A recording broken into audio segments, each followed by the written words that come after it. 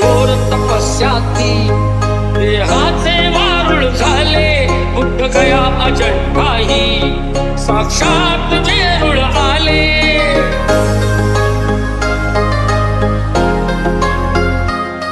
किती घोर तपस्याती देहाचे वारुळ झाले बुद्ध गया अजंठाही साक्षात